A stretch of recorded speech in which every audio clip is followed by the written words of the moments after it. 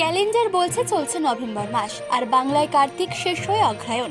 তবে এরই মধ্যে বেশ শিরশিরে শীত অনুভব করছে বঙ্গবাসী। শনিবার থেকে কমেছে তাপমাত্রা। ইতিমধ্যেই মরশুমে প্রথম 20 ডিগ্রি সেলসিয়াসের নিচে নেমে গিয়েছে কলকাতার পারদ। সপ্তাহে প্রথম কর্মদিবস সোমবার সকালেও কলকাতায় শীতের আমেজ বজায় রইল। শুধু তাই নয়, বিভিন্ন জেলাতেই তাপমাত্রা এখন নিচেই রয়েছে। আবহাওয়াবিদরা বলেছেন, বাংলায় শীতের আমেজ শুরু হয়ে গিয়েছে। আগামী কয়েকদিন এমনই আবহাওয়া থাকবে। দক্ষিণের জেলাগুলি থেকে পশ্চিমের জেলাগুলিতে তাপমাত্রা আরও কিছুটা কমবে বলেও জানানো যাচ্ছে। তবে কলকাতা সহ দক্ষিণবঙ্গের কোনো জেলাতেই নতুন করে বৃষ্টির সম্ভাবনা নেই। তবে সকাল এবং রাতের দিকে ঘন কুয়াশার চাদরে ঢাকতে পারে বাংলা। তাই গাড়ি চলাচলের ক্ষেত্রে বাড়তি সতর্কতা নেওয়ার কথাও বলা হয়েছে। সোমবার কলকাতার তাপমাত্রা 20 ডিগ্রির নিচে ছিল।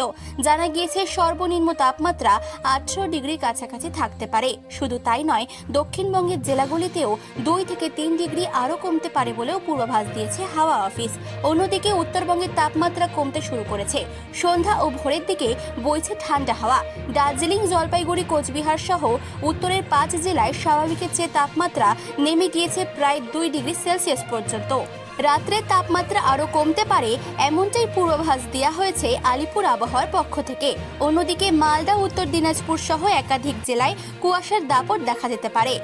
তবে নভেম্বরের মাঝামাঝি সপ্তাহে পৌঁছে গেলেও এখনও জাঁকিয়ে ঠান্ডা পড়েনি।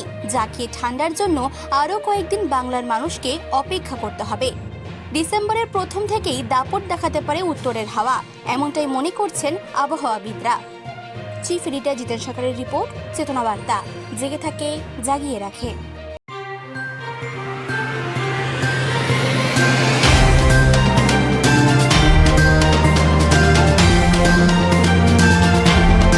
চেতনা বার্তা, জেগে থাকে, জাগিয়ে রাখে।